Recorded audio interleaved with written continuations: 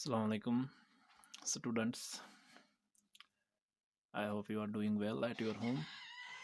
तो last class में हमने काइनेटिक एनर्जी के बारे में डिस्कस किया था, काइनेटिक एनर्जी की डिफिनीशन और उसका एक एक्सप्रेशन हमने निकाला था, mathematical expression, and I hope you have remembered that and learned at home.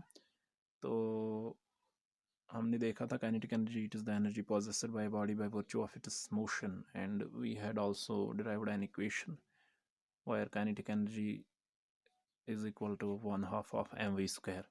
तो आज का टॉपिक हमारे पास है पोटेंशियल एनर्जी. पोटेंशियल एनर्जी को डिस्कस करेंगे और इसी तरीके से इसका भी एक एक्सप्रेशन निकालने की कोशिश करेंगे. Potential energy of a body at A height, उसके लिए एक्सप्रेशन निकालेंगे. पहले डिफिनीशन से स्टार्ट करेंगे.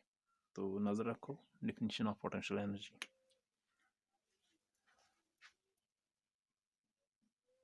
It is the energy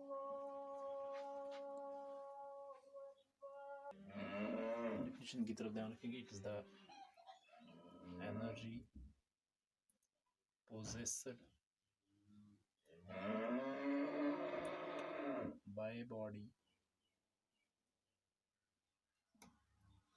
by the virtue of its shape,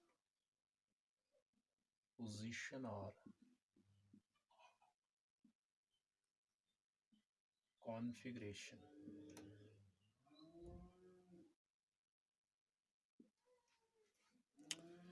It is the energy possessed by a body by the virtue of its shape, position और configuration. कल हमने बताया काइनेटिक एनर्जी के बारे में, और काइनेटिक एनर्जी में हमने बताया था by the virtue of its motion. लेकिन यहाँ पर हम जो बताने जा रहे हैं that is by the virtue of shape, position और कॉन्फ़िगरेशन. तीनों चीज़ें मैं आपको बताऊंगा एग्जाम्पल के साथ, और तभी पोटेंशियल एनर्जी आपको समझ आएगा. तो बहुत ध्यान के साथ देखना है. What is energy possessed by body by virtue of shape, position और कॉन्फ़िगरेशन. शेप से कैसे एनर्जी पॉजेस करती है बॉडी, पोजीशन की वजह से कैसे एनर्जी पॉजेस करती है, और कॉन्फ़िगरेशन क्या है और कैसे इससे एक बॉडी जो है एनर्जी पॉजेस करती है. ध्यान से देखो एग्जांपल्स के साथ. मेरे पास कुछ चीज़ें हैं, मैं इन पे थोड़ा सा वर्क कर रहा हूँ या एनर्जी स्पेंड कर रहा हूँ मैं. फॉर एग्ज़ाम्पल पहली चीज़ मैं जो लूँगा वो है मेरे पास एक स्प्रिंग. हाँ, ये स्प्रिंग है मेरे पास, एक स्प्रिंग है मेरे पास. इसको मैं फैला लेता हूँ.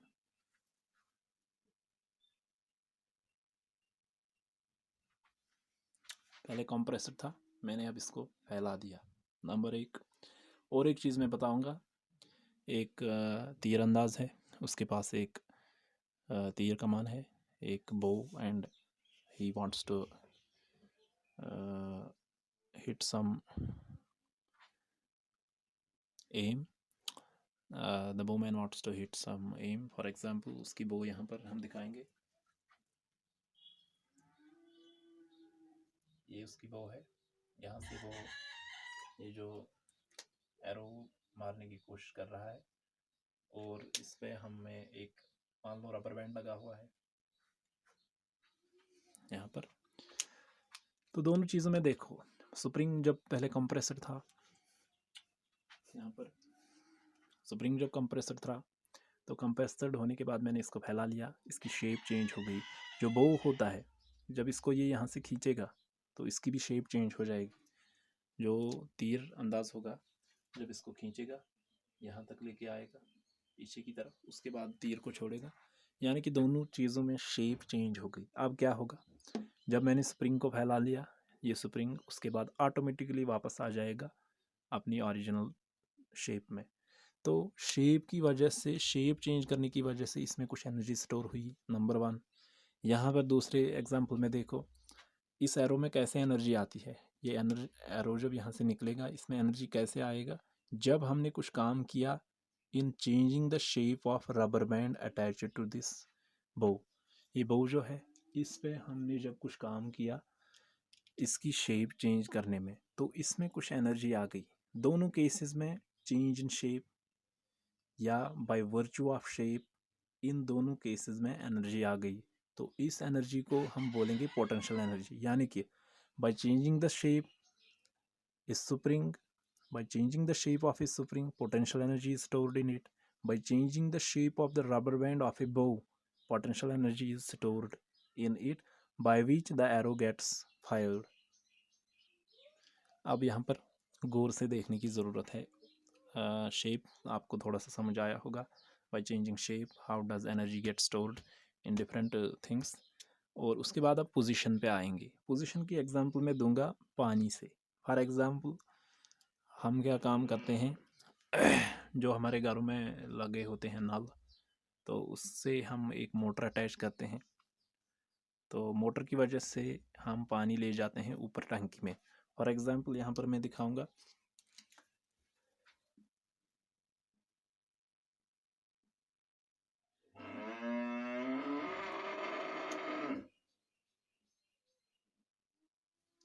सपोज मान लो ये टंकी है ऊपर लगी हुई, यहाँ से मैंने पानी ले लिया और इसमें मैंने इसको स्टोर किया।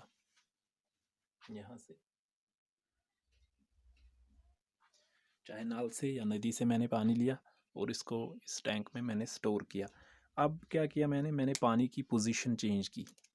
पहले ये ग्राउंड पे था, अब मैंने इसको फॉर एग्जांपल सेकंड फ्लोर पे, थर्ड फ्लोर पे या फर्स्ट फ्लोर पे लेके गया। मैंने पोजीशन चेंज की। पोजीशन चेंज करने की वजह से इसमें कुछ एनर्जी स्टोर हो गई। कैसे, हम कैसे देख सकते हैं वो एनर्जी? उसके बाद जब यहाँ से और एक पाइप में निकालूंगा, फॉर एग्जांपल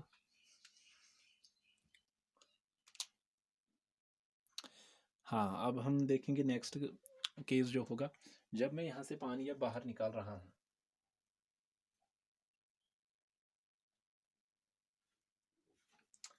हम सबको पता होगा बाहर निकालते वक्त पानी टंकी से नीचे आते वक्त कोई मोटर की ज़रूरत नहीं पड़ती है। मोटर की ज़रूरत तो तभी हमें पड़ी थी जब हमें नीचे से ऊपर पानी लेना था। नीचे से ऊपर पानी लेते हुए हमने क्या किया, from taking water from bottom to top, हमने इसमें एनर्जी स्टोर की because of change in position. पहले ये यहाँ पर था, अब यहाँ आ गया। चेंज इन पोजीशन की वजह से इसमें एनर्जी स्टोर हुई और वही एनर्जी की वजह से ये अब नीचे आ रहा है खुद ब खुद। यानी कि पानी को ऊपर ले जाते समय हमने इसकी पोजीशन चेंज की, इसमें एनर्जी स्टोर हो गई, उसी एनर्जी के वजह से ये नीचे आ रहा है खुद ब खुद। उसके बाद तो इससे हमें क्या पता चलता है कि यहाँ पर जो पानी था इसमें एनर्जी जो स्टोर्ड थी by virtue of its position, वो थी पोटेंशियल एनर्जी। तो दो चीज़ें आ गई, शेप भी, पोजीशन भी। Now configuration. कॉन्फ़िगरेशन के लिए और एक एग्जांपल का सहारा लेंगे। सिंपल वर्ड्स में हम कॉन्फ़िगरेशन बोलते हैं अरेंजमेंट को। Configuration means arrangement.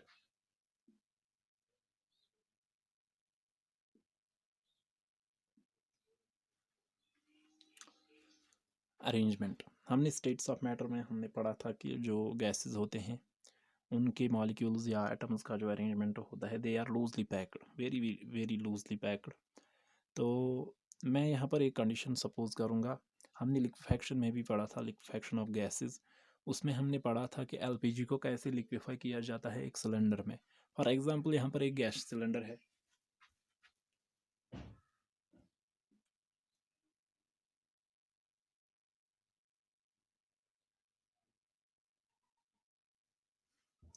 ये गैस सिलेंडर है एक, इसमें मैंने गैस भरी हुई है। लेकिन अगर आप देखोगे ये गैस जो होती है it is in liquid form.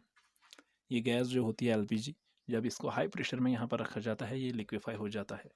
तो उसकी वजह से क्या होता है, we changed the arrangement of molecules. जो मॉलिक्यूल्स पहले थे वो दूर दूर थे इन गैसियस स्टेट, लेकिन अब यहाँ पर हमने क्या किया, यहाँ पर ये मॉलिक्यूल्स नज़दीक नज़दीक आ गए।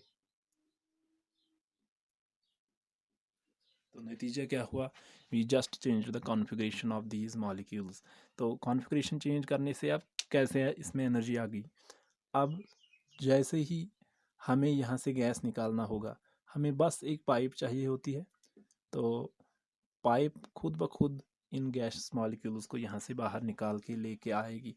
बिकॉज यहाँ पर जो मॉलिक्यूल्स हैं, बाय चेंजिंग द कॉन्फ़िगरेशन, यहाँ पर इन मॉलिक्यूल्स में पोटेंशियल एनर्जी स्टोर हो गई। We just change the configuration.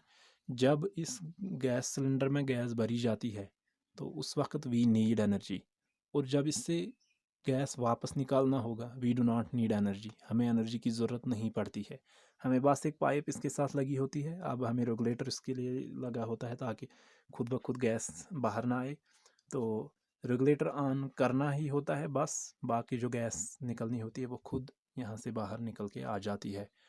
हालांकि गैस भरते टाइम वी नीड एनर्जी, यहाँ पर हाई प्रेशर के लिए हमें इसको फोर्स करना पड़ता है गैसियस मॉलिक्यूल्स को इसमें, जिसकी वजह से उनकी कॉन्फ़िगरेशन चेंज होती है and energy get stored in the form of potential energy in these molecules. तो 3 तरीके हमने पढ़े। पोटेंशियल एनर्जी जो है that it is the energy possessed by a body by virtue of its shape. Shape में हमने एग्जांपल दी spring की, हमने एग्जांपल दी बो की, तो हम एग्जांपल दे सकते हैं किसी रबर बैंड की जिसको आप पुल कर सकते हो उसके बाद छोड़ सकते हो, वो खुद ब खुद अपनी ओरिजिनल शेप में आएगा। इसी तरीके से हमने देखा बाय वर्चू ऑफ पोजीशन में हमने पानी की एग्जांपल दी, जब हम पानी नीचे से ऊपर ले जाते हैं।